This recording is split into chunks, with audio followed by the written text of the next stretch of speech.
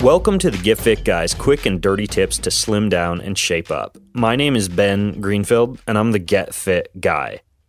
In the last episode, which I'll link to in the show notes over at quickanddirtytips.com, you learned about 5 big mistakes that people make when they're stretching, including stretching knotted muscles, stretching with poor posture, stretching yourself into a muscular imbalance, stretching in a stressed out way, and stretching through pain.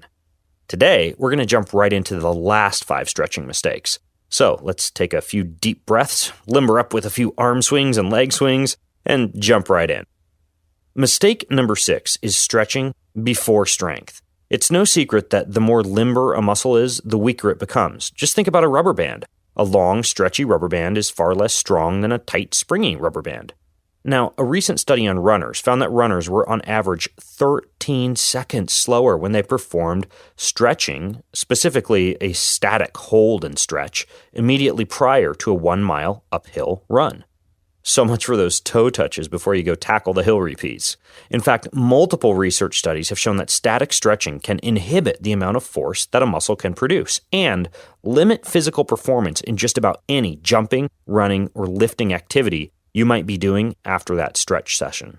And if you say you're just doing stretching before your workout so you don't get injured, then you should also know that further data has shown that static stretching doesn't even reduce your risk of injury, which is one of the primary reasons that you may have been led to believe you should do stretching before exercise.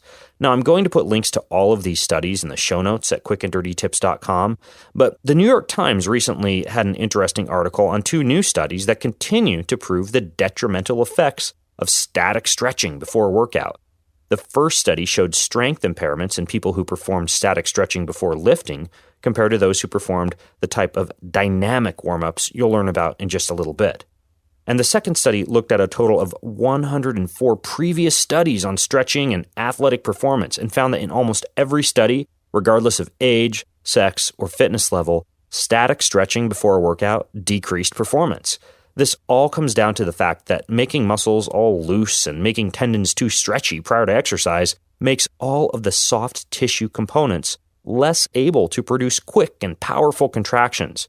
So if you're about to lift weights, run fast, or do anything that requires power and explosiveness, don't do traditional stretch and hold style stretching. Instead, do dynamic stretches like jumps and swings and marches and lunges and skips and bounds. I'll put a link in the show notes to the perfect dynamic stretch routine that I wrote a few episodes ago. You'll be able to grab it over at quickanddirtytips.com. Stretching mistake number 7 is stretching without stiffness. Now, even if you're stretching the right way, you still need to make a muscle stiff. I know. Doesn't a stiff muscle result in a muscle that is more prone to injury is probably what you're thinking. And this all comes down to a case of semantics. And here's what I mean. When you're rolling out of bed with a stiff back that doesn't move very well, it can be a quick path to injury if you decide you want to go right out into the backyard and move heavy rocks before your back is warmed up and has some blood flow to it. But the same doesn't necessarily hold true for some of the other soft tissue or tendons in your body. Take the Achilles tendon in the back of your legs below your calves, for example. That tendon needs to be tight and springy in order for you to run fast or jump high. And the fastest sprinters and highest jumpers in the world have been shown to have more tendon stiffness in their Achilles tendon, and also their hamstrings, their quadriceps, and their other big leg muscles. So, how do you make a muscle stiff in that way? The answer is something called plyometrics. In my episode, How to Run Faster, which I'll link to in the show notes, I teach you all about plyometrics, which include some of the similar exercises you'd use for a dynamic warm-up, like jumping, hopping, skipping, and bounding.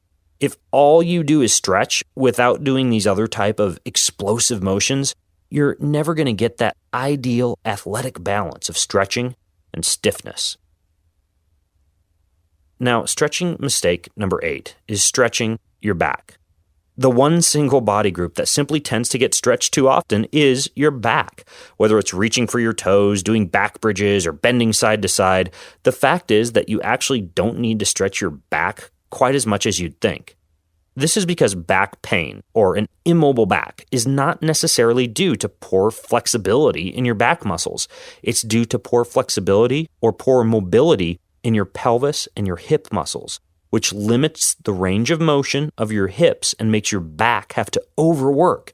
And that's what results in back pain and back injury.